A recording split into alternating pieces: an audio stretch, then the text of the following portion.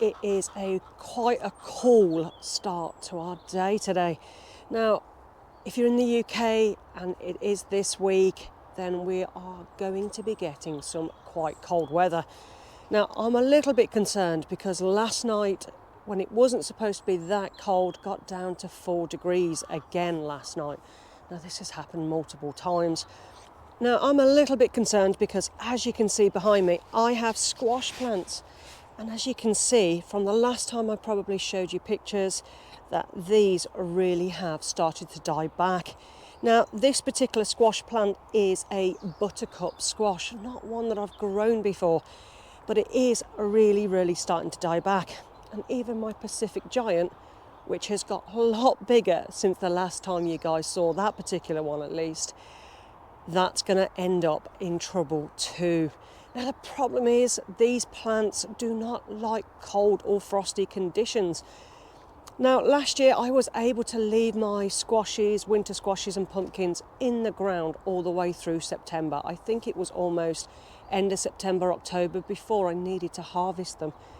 But even though this cold snap's only going to be lasting a couple of days, and next week it's going to be warm again, I'm a little bit concerned that that is going to cause some issues for my squashes. When it comes to my tomatoes, now we have harvested a lot of tomatoes. Not quite as much as previous years, but still it's got to be well over 100 plus kilos of tomatoes. And I have been really busy making sauces, hot sauces, all that kind of stuff with those tomatoes. And I've actually got another 50, 60 kilos still to process, never mind the ones that are ready to ripen on that tomato plant. It's got to the stage with the cold weather that those tomatoes that are left in there may be a loss. But I'm really hoping that we can get some more to ripen to save as many as we can. But what to do about these squashes? Now, I'm in two minds. I've got no problem with the plants themselves dying back, but what I don't want is for the squashes themselves to get too frostbitten. Now, it's not going to be a hard frost, but it could cause some damage, and I want my squashes for long-term storage. So the question for today is, do I harvest these squashes or do I let them grow a little bit longer? Now, the other downside that I've got, which at the back of my head, it could well happen, is you saw on a previous post that I had squashes that had actually cracked due to the weather cooling and then warming back up again. Now, this week it's going to be cooler, next week it's going to be warmer. So is that going to cause issues for some of my squashes, like on that Pacific Giant? Because it had started to cure and then started to grow again. I think I'm going to take these up today and actually try and ripen them a little bit at home. But unfortunately, I don't have a really sunny windowsill space that I can actually put all these squashes. I have got a shed, but it has no light. But I have maybe got some other rooms that are warm. So maybe, I think instead of losing all my squashes, I think I need to just make the best of a situation. Just the last thing I want is for these to get damaged and then for me to have to waste an awful lot of squashes.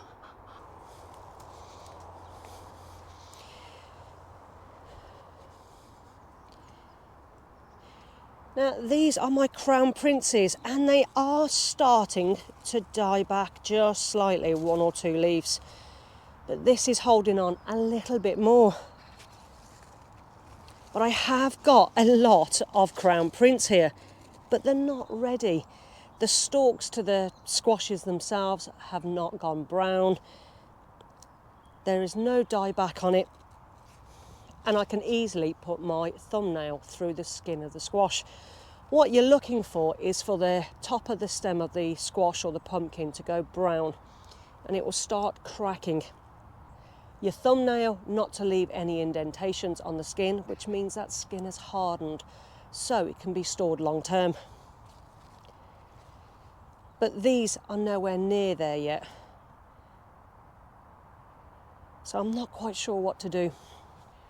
Whereas my urticary that you can see here, I've got, I think it's 3 on this little bit. There is probably 1 that can be harvested. Now, I'm happy to pick these at the moment and actually cure these indoors because they're smaller. They're not going to take up that much room. I've definitely had better crops of urticuri, and to be honest, I think I have got probably 4 urticuris growing on these 3 to 4 plants. But to be honest, they were so badly munched with those slugs and snails at the beginning of the year that I'm lucky to get anything at all. Obviously, I'll be growing them again. It's one of my favourite squashes to eat. And I will be growing them up the arch again, but I think I am going to pay more attention to the pollination next year, because I think when these were open, we didn't have that much pollinators around, and really I should have been on the ball and hand pollinated them myself to make sure that I got plenty of squashes.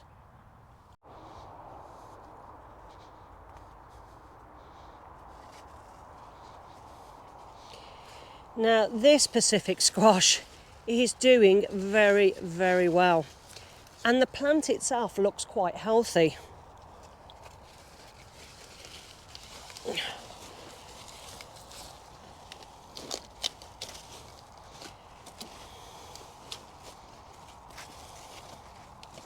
Now on this one, really, I've only got the 1 squash, well, the 1 pumpkin, and it's a fair old size. Now again, I'm not growing these for any kind of competition. It was a little bit of fun. I've never grown the giant pumpkins before. Even though apparently this is quite edible, I'm not sure whether I could actually process this amount of squash, but I'll find some use for it. I think with this, I'm going to leave it, but I'm actually going to try and fleece it to see if I can protect it a little bit against any frost damage. Now, if the plant dies back itself, that's one thing. I can't protect the whole plant from any frost. But I can maybe try and protect the actual squash itself. Now, the stem to this is actually starting to go yellowy brown, and it is starting to crack. So hopefully, fingers crossed, that this actually may be able to be harvested soon. And I'm thinking I might actually do something a little bit of fun with this for Halloween. But I've really enjoyed growing it. It's really covered this area and helped reduce some of the weeds. So again, I think I'm going to grow these next year. But I think, I'm going to put a little bit more effort into actually trying to grow a very, very big pumpkin and see how big I can actually go for next year. But it's sounding nice and hollow. Now, I'm going to take some more of these leaves off so I can get as much sun on this as I possibly can. But to be honest, I think today we've got sun for a couple of hours and then it's going to be just torrential rain for the rest of the day. So really this week is quite a hard week for us growers, especially with the temperature dips, the wet weather, when it's so close to harvesting a lot of crops.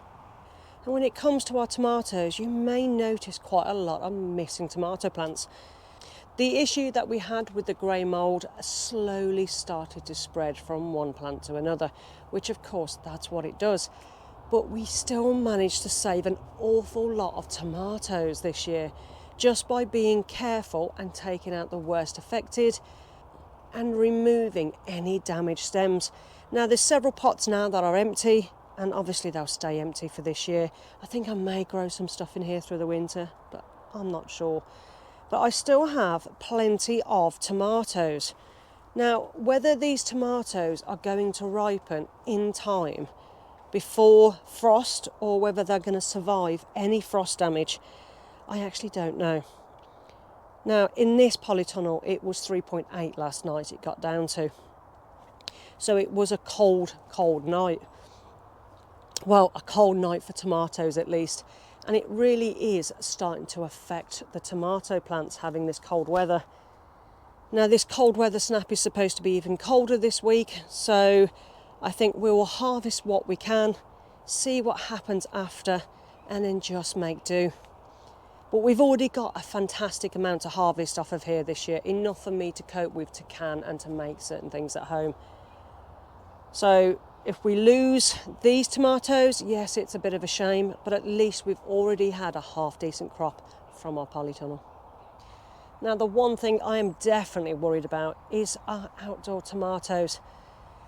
We've only just really started harvesting from these, and we have got some fantastic size tomatoes here on our outdoor plants.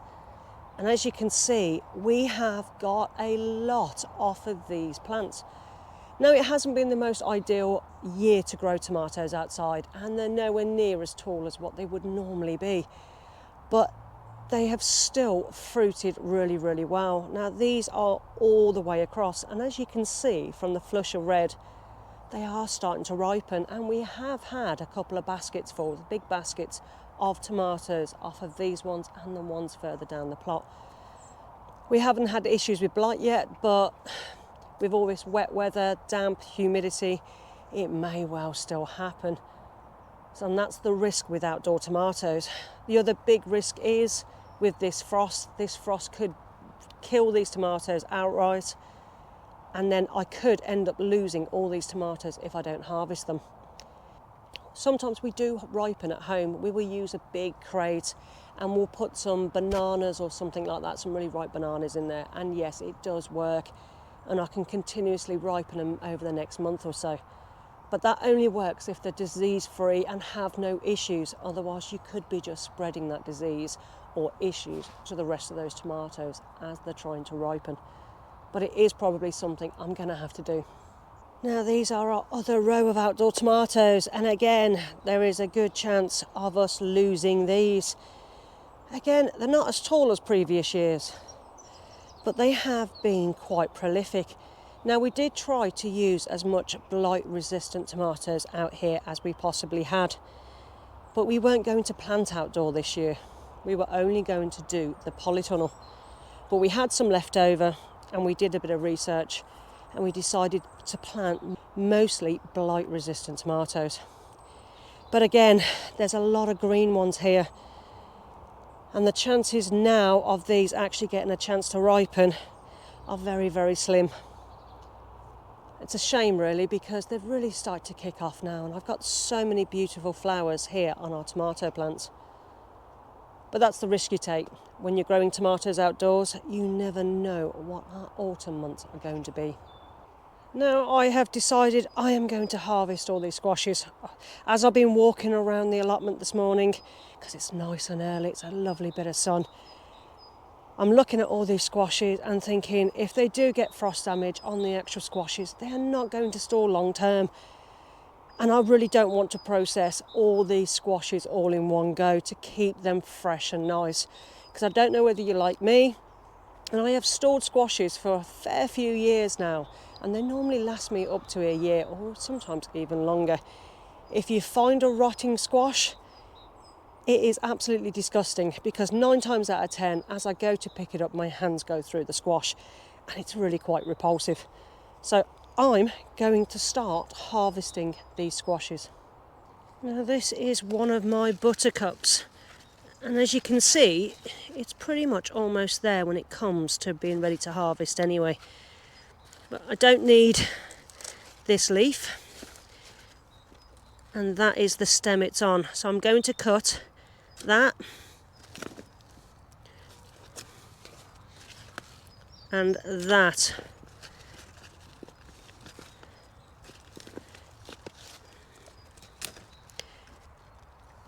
To give me a T shape. Now that's how you want to harvest your squashes. If you knock this stem off here, it won't store for very long at all. And what you want to leave it like that. This will give it the opportunity to dry out properly, and this will store for long term. Now this is a buttercup. It's not something I've tried before, but I'm really quite excited. Now, to be honest, this is ready. It's hardly leaving any nail print in the actual squash itself. So I'm happy to harvest the most of these anyway, so that's fine. Now all I've got to do is find them, but luckily with this one at least it's not as hard to find these ones because the leaves have already started to die back.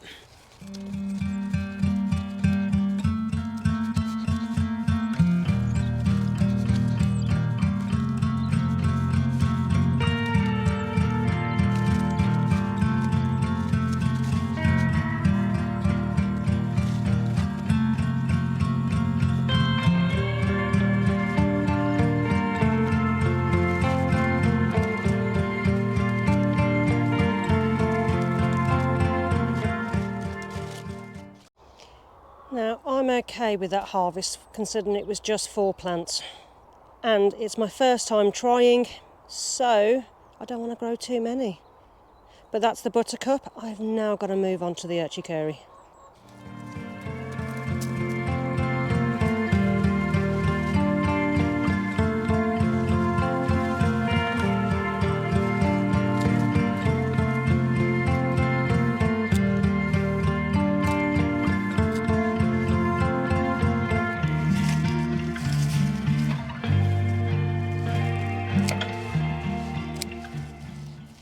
These don't actually look too bad.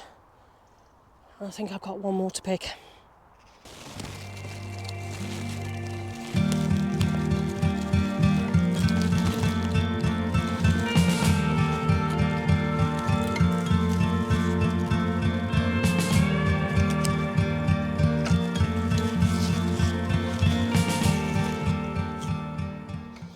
Considering this one was the last one to actually ripen, it is already starting to be ready to harvest. A little bit soft on the skin, so all of these squashes are going to have to be carried on to be cured.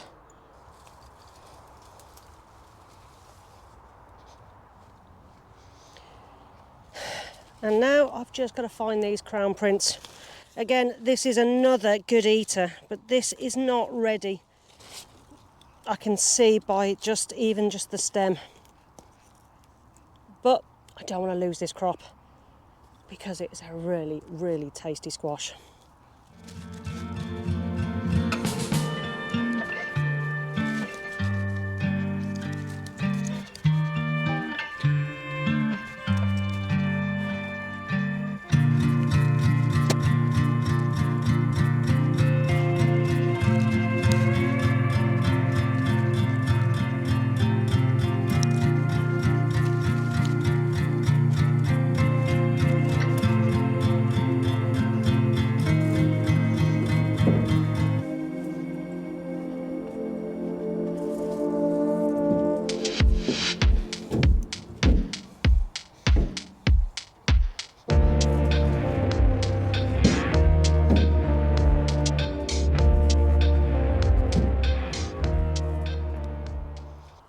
Now, when it comes to my Pacific squash, that is staying where it is.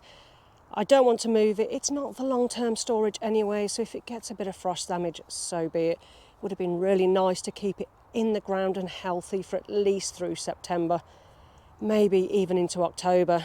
So I'm going to risk that because it isn't something for eating.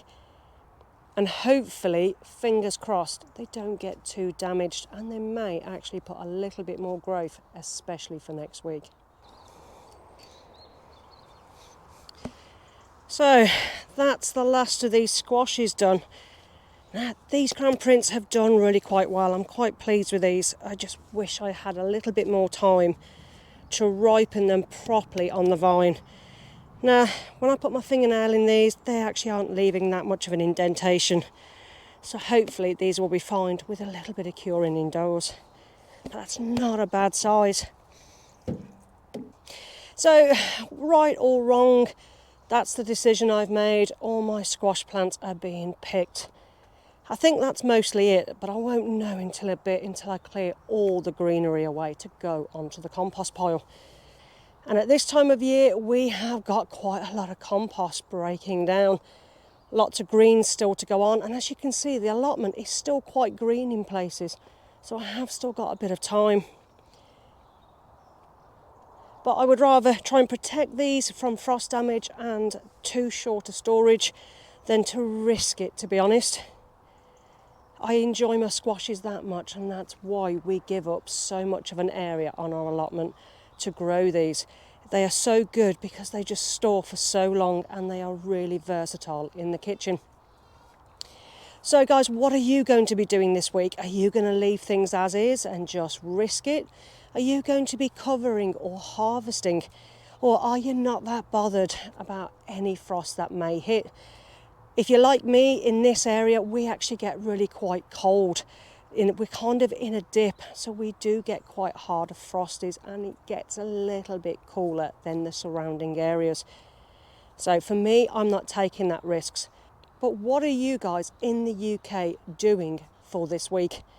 Let me know in the comments. And what are you desperate to try and protect?